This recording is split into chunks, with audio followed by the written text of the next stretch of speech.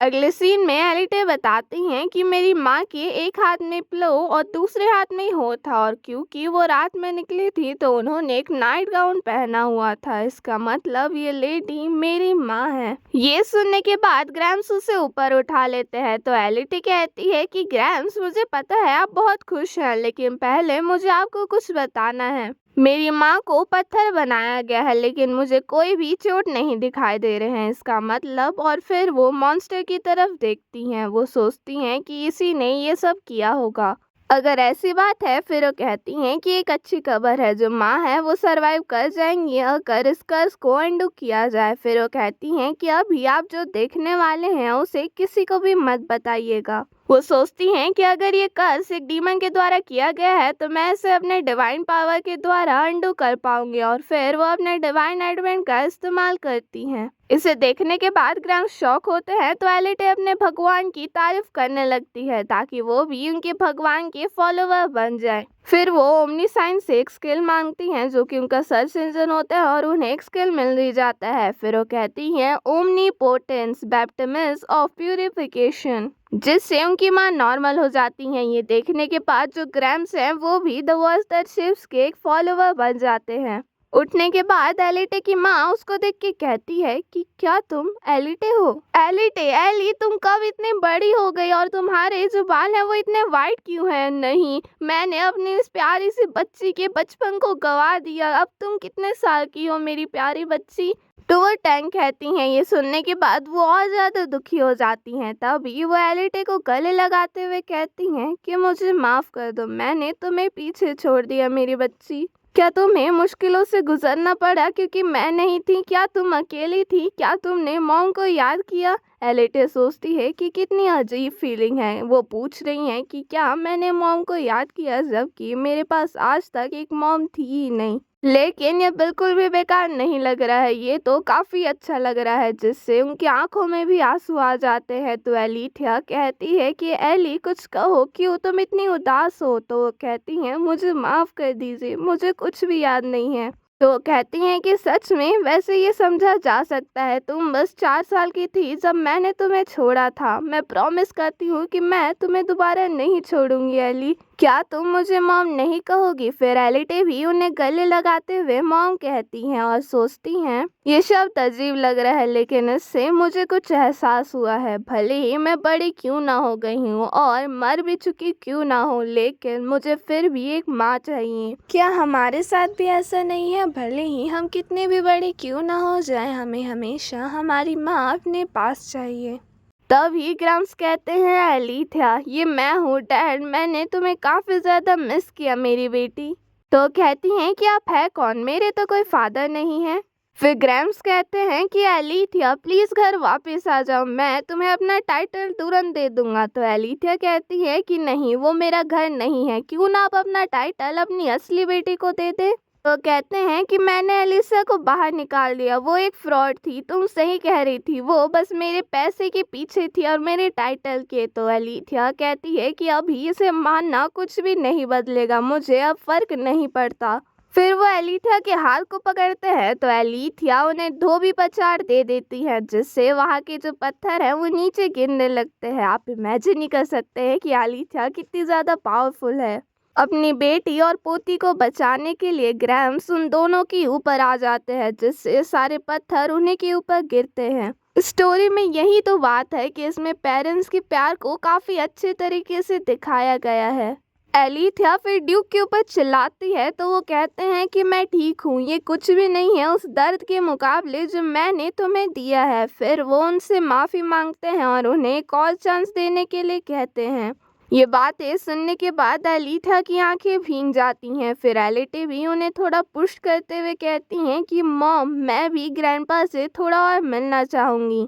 Grandpa भी हामी भरते हैं तो वो कहती हैं कि नहीं, मैं ऐसा नहीं करूँगी, आपका परिवार मुझे सफोकेट करता है और मेरी कोई इच्छा नहीं है इसकी वारिस बनने की। लेकिन अगर एली ऐसा चाहती है तो मैं थोड़े समय में आ जा सकती हूँ, तो प्लीज़ खड़े हो जाइए। ये सुनने के बाद ग्रैम्स की तो खुशी का ठिकाना ही नहीं रहता है। वो कहते हैं कि शुक्रिया, क्या कुछ है जो तुम्हें मुझसे चाहिए? मैं तुम्हें कुछ भी दूंगा। तो फिर एलिथिया उन्हें हिक्किम सरमातन को पनिश करने के लिए कहती हैं, जिसने मिस्टर रोडलाइन को टावर से बाहर निकाला था और उनके रिसर्च को भी चुराया था। तो ग्रैम्स इसके लिए मान जाते हैं। तो वो कहती हैं कि क्या मैं आपके ऊपर भरोसा कर सकती हूँ। तो वो कहते हैं कि ऑफ कोर्स, जस्टिस के नाम पे मैं उस ईविल हिक्किम सातन को पनिश करूँगा। तो वो हंसते हुए कहती हैं कि ये हिक्किम सातन नहीं, हिक्किम सरमातन है। कम से कम उस क्रिमिनल का नाम तो याद रखिए जिसे आप जस्टिस के नाम पे पनिश करने वाले हैं। और इस तरह उन दोनों का रिश्ता थोड़ा सा सुधर जाता है। तभी एलिटे पूछती है कि आपके परिवार का नाम क्या है ग्रैंपा। वो कहते हैं हेथ फेनरिर और ग्रैंपा का नाम है एरॉन जेक हेथ फेनरिर। सोचती हैं कि हेथ फेनरिर ये ग्रैंड ड्यूक ही नहीं बल्कि ये तो सबसे ताकतवर इंसान है जिनका जो टाइटल है वो बदलता नहीं है मेन कैरेक्टर के 40वें जन्म के बाद भी। और बेस्ट पार्ट तो ये है कि मेरे जन्म के सीक्रेट के कारण मैं एक नोवेल बन चुकी हूँ, जो कि एकदम परफेक्ट स्टोरी लाइन है एक चाइल्ड के फैंटेसी रोमांस जनरे के लिए। फिर वो ड्यूचेस कहती हैं तो ग्रैम्स कहते हैं कि एलिथिया, मुझे लगता है कि एली हमारे परिवार का हिस्सा बनना चाहती हैं, शायद तुम्हें परिवार का वारिस बनना चाहिए। तो एलिटे मुझे कहती हैं कि नहीं ग्रैंपा, सच कहूँ तो एक ड्यूचेस बनना काफ़ी अच्छा है, लेकिन मैं मॉम की डिसीजन की इज्जत करती हूँ। अगर मॉम को ये नहीं चाहिए तो मुझे भी नहीं चाहिए।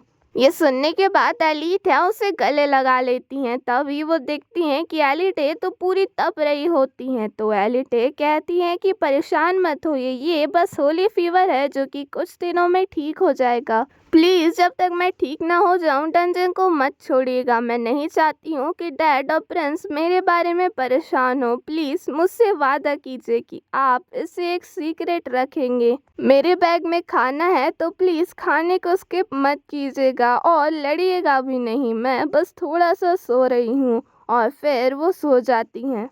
फिर वो सपना देख रही होती हैं जिसमें उनकी अंकल की बेटी कहती हैं कि तुम्हारे पास कॉटन कैंडी क्यों है, मुझे दे दो, मुझे फ़र्क नहीं पड़ता है कि हमारे पास एक्स्ट्रा है क्यों ना हो, तुम्हें कुछ भी नहीं मिल रहा है। और वो एलिटे को धक्का दे देती हैं तो वो उनकी तरफ देखने लगती है। तो वो कहती हैं, किसे घूर रही हो, क्या तुम मेरे बारे में बताओगी? लेकिन तुम किससे बताओगी? किसी को भी तुम्हारे बारे में फ़र्क नहीं पड़ता है। तुम्हारा परिवार मर चुका है और तुम पूरी अकेली हो। फिर उसके चारों तरफ सब यही कहने लगते हैं। तभी वहाँ पर एक लड़का आता है और कहता है, कॉटन कैंडी जंक फूड है, इसमें कोई भी प्रोटीन नहीं है, क्यों ना इसके बदले तुम ऐसा कुछ खाओ जिसमें काफ़ी ज़्यादा प्रोटीन हो, जैसे कि टर्की ब्रेस्ट। फिर वो लड़का ग्रैम्स में बदल जाता है जिससे एलिटे की आँख खुल जाती है और उनके सामने भी ग्रैम्स ही होता है। तो वो जोर से चिल्लाती हैं जिससे ग्रैम्स कोने में जाके खड़े हो जाते हैं। एलिथिया कहती है कि एलिटे तुम उठ गए, मुझे काफ़ी रिलीफ महसूस हो रहा है। और फिर वो एलिटे का फीवर चेक करने लगती हैं। तो एलिटे कहती है कि क्या हम डंजन के बाहर हैं? तो ग्रैम्स कहते हैं कि हाँ, हमने डंजन को बंद कर दिया और बाहर आ गए जब तुमने 2 दिनों तक आंखें नहीं खोला। तुम्हारी माँ काफ़ी ज़्यादा परेशान थी, वो काफ़ी ज़्यादा रो रही थी। तो एलिथिया कहती है कि आप तो और परेशान थे, आपने ना कुछ खाया ना सोए क्योंकि आपने सोचा कि आपकी ग्रैंड डॉटर मर रही है। मैं आपके कारण और ज़्यादा परेशान हो गई। तो एलिथिया कहती है, आप मेरे बारे में परेशान थी? तो एलिथिया उन्हें गले लगाते हुए कहती हैं कि कैसी बुद्धू चीज़ है पूछने के लिए। ऑफ कोर्स मैं परेशान थी जब मेरी बेटी बीमार थी। मैं काफ़ी ज़्यादा खुश हूँ कि तुम ठीक हो। एलिटे सोचती हैं कि ये सही है, मैंने मॉम को बचाया। ऐसा लग रहा है कि मैं एक डरावने सपने से आखिरकार उठ चुकी हूँ। तभी प्रिंस और मिस्टर रोडलाइन की आवाज़ आने लगती है। तो एलिटे उनके पास चली जाती हैं।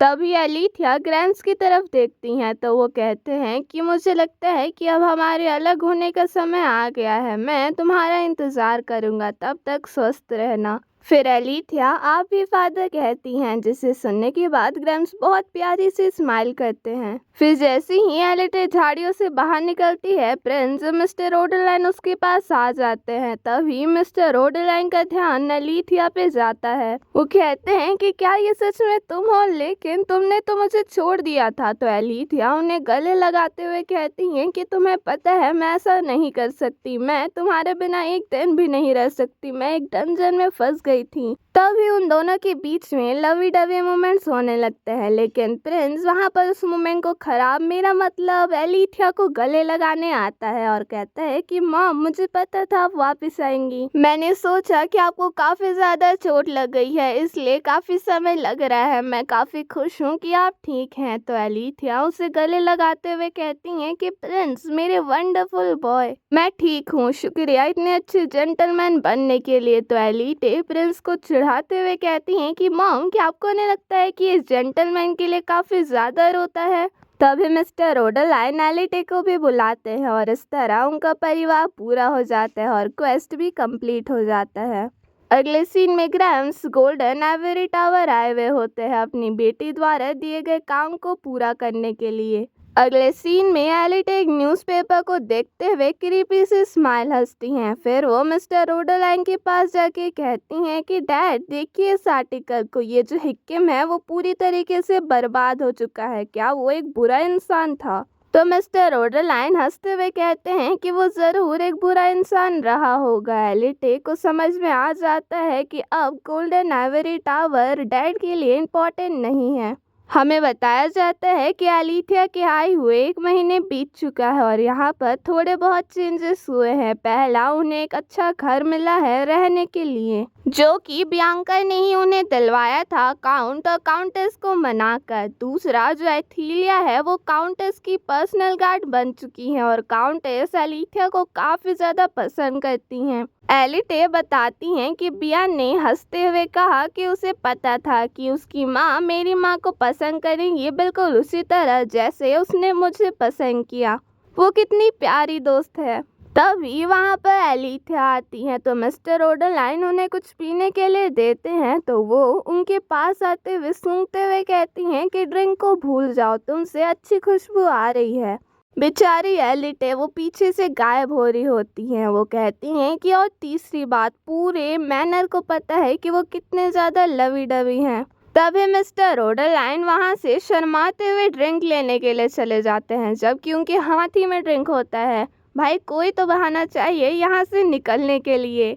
तभी एलिथिया एलिटे को एक शॉट देती है जो कि यूरोपा होता है, वहीं एस क्लास लूट जिसे एलिटे लेना भूल गई थी। एलिथिया उन्हें ये शॉट इसलिए देती हैं क्योंकि उन्हें पता है कि एलिटे शॉटमैनशिप की ट्रेनिंग करती हैं, वो भी काफ़ी अच्छे टीचर से। और वो ये भी कहती हैं कि मैंने तुम्हारे 6 बर्थडे को मिस किया है, तो इसे एक लेट गिफ्ट की तरह समझो। एलिटे कहती हैं कि मैं इसे उन 6 बर्थडेज की गिफ्ट की तरह समझूंगी। तो एलिथिया कहती हैं कि सच में, लेकिन मेरे पास तुम्हारे लिए कुछ और भी है, मैं उसे पिकनिक में लेके आऊँगी। और अगले सीन में हम एक काले बादल को देखते हैं। मिस्टर रोडलाइन बताते हैं कि ये डेजर्ट तुम्हारी माँ ने बनाया है, जिसे एंजल्स कॉटन कहते हैं। एलिथिया बताती हैं, मैंने सोचा कि ये काफ़ी ज़्यादा आसान होगा, लेकिन ये तो काफ़ी ज़्यादा मुश्किल था। मैंने तुम्हें सोते हुए कॉटन कैंडी का नाम लेते हुए सुना था एली, तो मैंने इसे बनाने की कोशिश की क्योंकि मैंने सोचा कि तुम इसे खाना चाहती थी। एलिटे खुश होते हुए सोचती हैं कि मॉम ने इसे बनाने की कोशिश की बस इस कारण क्योंकि मैंने ये सोते समय कहा था। एलिथिया उसे हटाने लगती है तो एलिटे छीनते हुए चिल्लाती है कि मैं इसे खाने वाली हूँ, मुझे ये सच में खाना था। फिर वो उसे खाने के बाद कहती हैं कि ये काफ़ी ज़्यादा स्वादिष्ट है, ये सबसे बेस्ट कॉटन कैंडी है जो मैंने अभी तक खाया है। वो बताती हैं कि मैं अपने परिवार के साथ इस ज़िंदगी को इतना ज़्यादा एंजॉय कर रही हूँ कि मैं अपने पिछले ज़िंदगी के दुख को भूल चुकी हूँ। फिर हमें एबिसल ड्यून्स का सीन दिखाया जाता है। एक डीमन चिल्लाते हुए कह रहा होता है कि एबिसल ड्यून्स के लॉर्ड, तीसरी बार डिवाइन एडविन को डिटेक्ट किया गया है। तो लॉर्ड कहते हैं कि और तुम मुझे ये जल्दी नहीं बता पाए, मुझे ये पहले से ही पता है, वो ज़रूर वही व्यक्ति होगा जिसने आर्डीमन और ड्राउड्रिगो और शे को मारा है। फिर हमें उसका रैंक दिखाया जाता है जो कि डीमन रेलम में सेकंड होता है और उसका नाम डीमन लॉर्ड कार्पेओस होता है। वो हंसते हुए कहता है कि पता लगाओ कौन है ये। तो इसी के साथ हमारे the perks of being A next class heroine का सीजन 1 खत्म होता है। अगर आप चाहें तो आप मुझे कमेंट करके इस मानवा में जो भी आपका फेवरेट सीन है वो बता सकते हैं। अगर आपको याद नहीं है तो आप अपने 2 फेवरेट कैरेक्टर्स का नाम बता सकते हैं। मेरे तो एलिटे और बियांका हैं। एंड ऑफ कोर्स अगर आपको वीडियो अच्छी लगी होगी तो लाइक, कमेंट, सब्सक्राइब से ज़रूर कीजिएगा and thank you for watching.